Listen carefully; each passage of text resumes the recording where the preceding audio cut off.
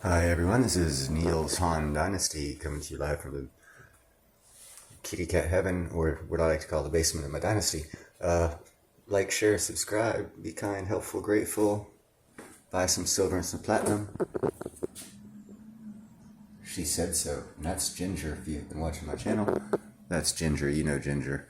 Harley, he's right there thinking about his motorcycle that he's named after. But that's not what this is about. This is about living electric blankets. Cheaper than electricity, feeding these guys here. Cheaper than electricity. And I have a 101 degree bed. But that's not what this is about. This is going to be a longer video because I think this guy's hilarious. It's America Uncovered, and it's about recruiting tactics of the military here in America. And it has to do with the degradation of our military as to the past several presidents who've been allowing standards to fall, which takes good people and makes them not want to join.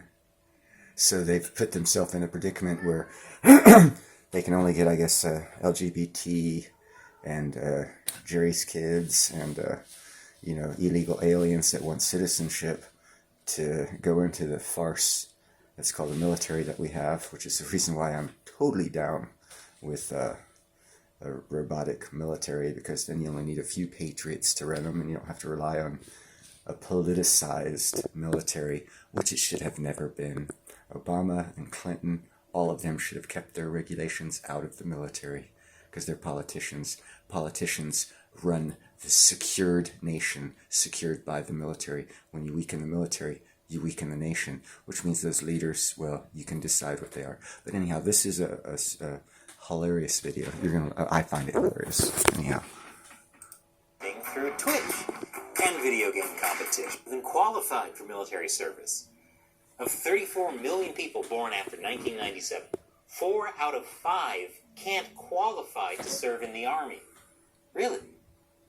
Gee, and here I thought Americans were known worldwide for their exceptional fitness. Another problem is that not enough people are actually interested in joining. According to Army Secretary Christine Wormuth, only 9% of young Americans are interested in serving in the military. Even Master P is having trouble recruiting no-limit soldiers. Kids just think, oh, it's so 90s. The U.S. military is adapting to get the manpower it needs. This includes offering sign-up bonuses of up to $50,000, loosening tattoo rules, and raising the maximum enlistment age. Even adding boot camps for boot camps to get overweight and low-scoring applicants in shape. Great. So now America will be defended by broke, overweight, tattooed 60-year-olds. Don't you feel safe knowing your freedom is being protected by edgy mall Santas? Neither does the U.S. military. In order to be ready to fight future wars, the U.S. military needs Gen Z, people born between 1996 and 2012. That's why military services are moving away from advertising using traditional media like TV commercials to social media. You know, a basic rule in recruiting is you got to go where your market is. Major General Edward Thomas Jr. is commander of the Air Force Recruiting Service. If we're looking at the average recruiting population, ages 17 to 24, we've got to be where they are in those virtual spaces. But Gen Zers these days are spending a ton of time on TikTok, which is owned by China. U.S. military services avoid marketing there, as TikTok poses a huge security threat. Plus, if a bunch of soldiers try doing a dance flash mob, it just looks like the world's lamest war crime. So if TikTok's a no-go, what's the next best thing? Video games! Especially through popular game streaming apps like Twitch. These military recruitment tactics are far from traditional. I'll tell you how after the break. Welcome back. The U.S. military needs more Gen Z recruits. That's why they're looking to video games. It makes sense. If you've ever played Fortnite online, all of those kids swear like sailors. I didn't even know there were that many curse words. In 2020, the U.S. Navy launched an esports campaign by partnering with Twitch, tournament organizer ESL, and esports news site DoubleTap. It also partnered with esports team Evil Geniuses to create the Navy's first Counter-Strike Global Offensive Squad. What a headline. That's right, the U.S. Navy has its own esports team to play video games competitively. They're called Goats in Glory. You can follow them on Instagram. Other branches like the Air Force, Army, and National Guard also have their own gaming team. Although the National Guard gaming team is only called on during emergencies, like when a stupid foul-mouthed noob needs poning. The U.S. Marine Corps hesitated at first because war is not a game, son. But even they eventually gave in. The Marines' new slogan should be, the few, the proud, the geeks. War never changes. Even the U.S. Space Force has an esports team. How could they miss the chance to be Master Chief? The U.S. military esports teams compete against each other as well as against the UK's Army, Royal Navy, and Royal Air Force. Yes, even the UK military competes in esports. And the King's Guard are the worst at trash talking. It's hard when they can't say anything. After the U.S. Space Force won a Call of Duty charity tournament against other military branches, it launched the trophy into space. I just want to be clear, that is not a joke. The Space Force really did launch a trophy into space. Now there's more to this than just fun and games. According to the U.S. Navy Recruiting Command's Twitch guide, everything done on social media should be aimed at making connections between prospects and recruiters. How do they do that?